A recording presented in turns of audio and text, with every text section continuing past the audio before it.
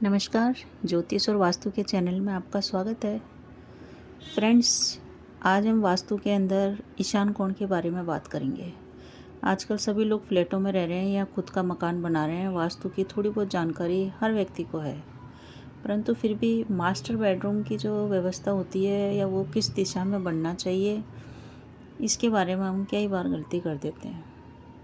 Master bedroom जहाँ पे main घर का सदस्य सोएगा या कोई भी नई बहू आ रही है, उसका बेडरूम किस दिशा में होना चाहिए।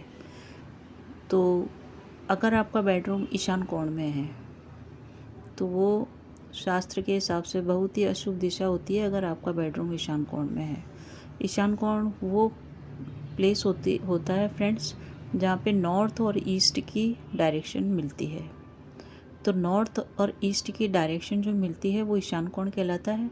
और इस कोने का यूज़ सबसे ज़्यादा पूजा घर के लिए किया जाता है। और सबसे पवित्र जगह अगर किसी भी ज़मीन की होती है तो वो ईशान कोण होता है। इस पवित्र कोने के अंदर पूजा गृह या पूजा का कमरा या बच्चों का कमरा बनाया जाए तो सबसे बढ़िया रहता है। बच्चे इस कमरे में बैठ के पढ़ाई करें ईशान कोण वाले में।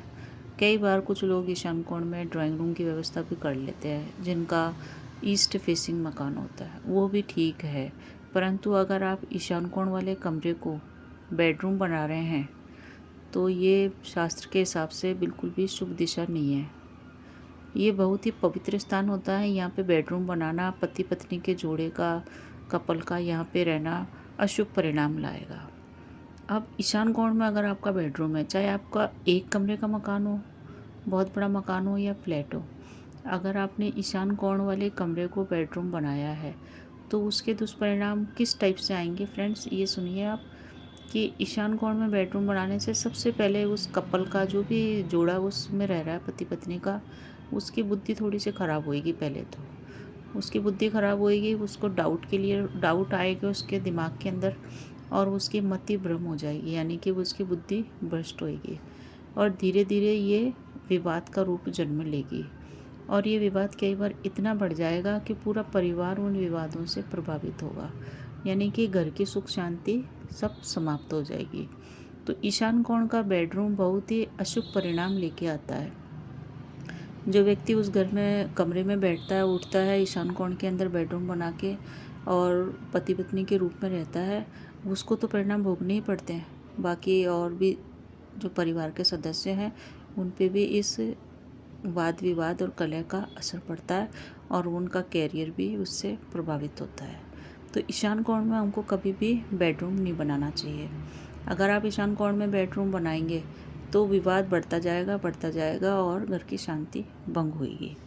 ईशान कोण में किसी भी शास्त्र में भी वर्णन नहीं है कि ईशान कोण में बेडरूम बनाएं। ईशान कोण में अगर आप बेडरूम बनाते हैं या बहुत ही भारी निर्माण कर देते हैं, अगर आप मकान बना रहे हैं और ईशान कोण वाले हिस्से के अंदर आप सबसे ज़्यादा ऊंचाई दे देते हैं, सबसे ज़्यादा भारी भरकम कर देते हैं उसको, वहाँ सीढ़ियाँ बना देते हैं या और भी कुछ किचन बना देते हैं, या इस टाइप से भारी निर्माण अगर आपने कर दिया ईशान कोण में, तो ये मान के चलिए आपने अपने जीवन में दुर्घटनाओं को आमंत्रित कर लिया है। और कई बार और बहुत सारी जगहों पे ये देखा गया है कि ईशान कोण में बहुत भारी कंस्ट्रक्शंस करने के कारण साल 2 साल के अंदर दुर्घटनाएं होती हुई देखी गई है। तो ईशान कोण के अंदर हमको कभी भी भारी निर्माण नहीं करना चाहिए और बेडरूम तो बिल्कुल भी उस दिशा में हमको नहीं बनाना चाहिए। बेडरूम बनाना एक तरह से अपने जीवन की शांति भंग करना है। बेडरूम की व्यवस्था हमेशा फ्रेंड्स, अगर आपका एक ही कमरे में आप रहते हैं तो बेडरूम को बेड को साउथ की दिशा से लगाएं, साउथ की दिशा की ओर उसको सटा के लगाएं। ईशान कोण का जो कोना है, अगर आप उसको पूजा भी नहीं करना चाहते हैं उस जगह पे, हो सकता है आपका वहाँ गेट हो, तो आप उसको खाली ही छोड़ दें। जितना आप उसको खाली छोड़ेंगे उतना ही ज़्यादा आपकी आर्थिक स्थिति अच्छी होगी और मानसिक स्थिति भी आपकी सही रहेगी। ईशान कोण को खाली छोड़ना, वहाँ पे पूजा का स्थान बनाने से व्यक्ति का बहुत ही तेज़ी से विकास होता है और बेडरूम बनाने से व्यक्ति का धीरे धीरे पतन होता है, आर्थिक रूप से भी और मानसिक रूप से भी वो परेशान रहता है। तो वास्तु का एक ये खास नियम है, इसको आप फॉलो करिए, आप अपने जीवन में सुख समृद्धि लाइए। वीडियो अच्छा लगे तो लाइक कीजिए, सब्सक्राइब कीजिए। धन्यवाद।